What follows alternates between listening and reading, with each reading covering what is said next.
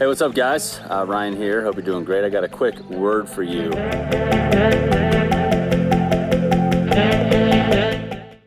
I just came back from a vacation, something I needed with the family. Every year, I take my sons to the Kansas City Royals series, whether it's in Kansas City or somewhere else. I have a personal friend, a close friend, one of my best friends. Actually, we talk about life, family, marriage, relationship, children, baseball, business, our professional careers, our personal finances, all that stuff, our faith. And so I was like, man, when's the boys trip? When are we going to go? So I got two sons. They're loving baseball, and we had a great series. We went down to LA, the organization that drafted me, and I was able to see some old coaches and everything like that. It was great. But one of my favorite times is to spend quality time having dinner and hanging out with my friend. And so we got to talk, just about life, updating each other, and it was amazing. And one thing that was really interesting is, my friend has been in the leagues for years. He's probably, I don't know, I think he's in his eighth season. He's 31 years old. I mean, he's been in it for a minute. And what I noticed is over his career, he's had a lot of lows, right? He's had some highs. He's flashed some greatness. He's done some great things. He's put up some decent numbers, but by and large, he's been underperforming what his potential is. He knows there's more, and especially offensively. He's a Gold Glover. He won a Gold Glove last year, defensively in center field, and he's super fast. He's smart. He's got all the other boxes checked. He just hasn't put together an offensive season in the way that we all know is possible. And so I think that what's interesting is that that's very relatable for you as a salesperson or you as an owner. Is like that your potential of your business and your salesmanship, there's a lot more of a ceiling than maybe what you're experiencing today. And that there's these inconsistencies.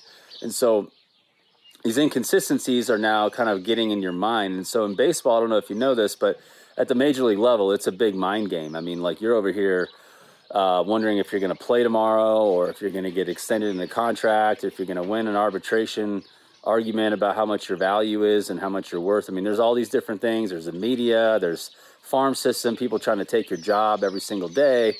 And it's a challenge. And so I remember, as an athlete myself, that during those days, you just learn how to navigate that terrain of being under that kind of pressure. And much of that pressure is self-induced. You're putting that pressure on yourself because you want to be great.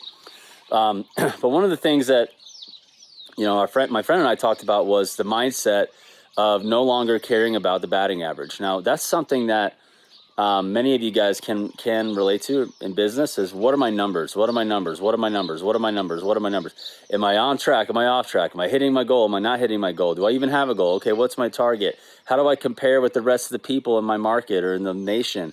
Am I the best? Am I not the best? And many of us find ourselves obsessing over the numbers that it ends up carrying over negatively in our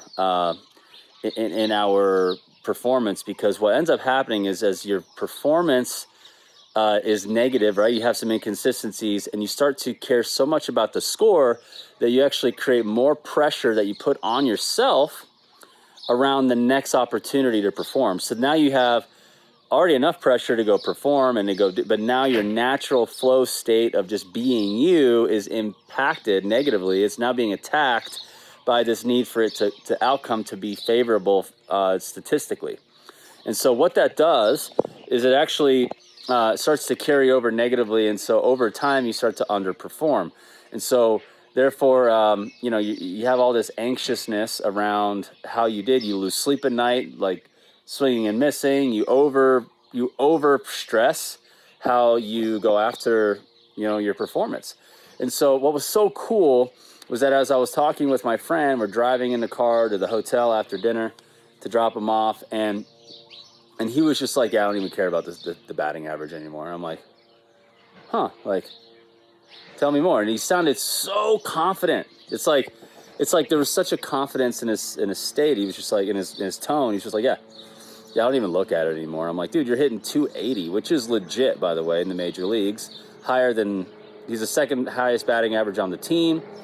And, as an everyday outfielder in the major leagues, that's pretty solid. I mean, there's like only 10 or 12 guys hitting above 300. So he's already in his position, probably in the top 10, just top 5 batting average. My point being is he just said, yeah, I don't even look at my batting average. I'm like, okay, so tell me what's your thought process? And he said, you know, we share book recommendations, all kinds of stuff. And he said, he goes, as long as I'm trending up, I'm fine, right? So I'm like, well, what do you mean by that? He goes, as long as I'm trending up, I know I had a good day. He's like, oh, what does that mean? I'm like, well, if I had a bad at bat, as long as I made an adjustment and overcame how I performed in that moment, that my thought process when that pitch came, or my patience, or my focus on that hanging breaking ball and my ability to hit it, and I hit the ball hard. He said, if I hit the ball hard 4 times right at somebody, got 0 hits, right? I had a great attempt and my batting average went lower, but yet I hit the ball 4 times. I know in my own definition of success, I trended up that day.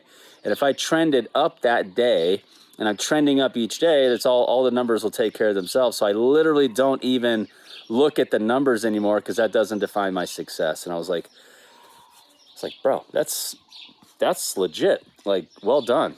And I find that I think about this and how that I've actually embraced much of this without using the word trending up in my own career as a businessman and a sales professional, is that as long as my next sales call I trended up, as long as I learned something, as long as I gain knowledge, as long as I put my effort on the field, as long as I conducted and filled out the pipeline, as long as my pipeline had quality in it, as long as, you know, if we got a review, a case study, if there's anything that's moving the needle in the business, if that's going up, then, you know, I'll look back and everything will take care of itself.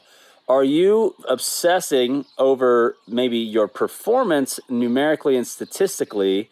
And is that causing a inherent amount of pressure into your next opportunity?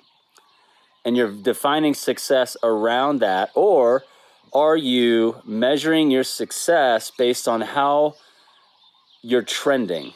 Are you trending up? Did I trend up in my sales today?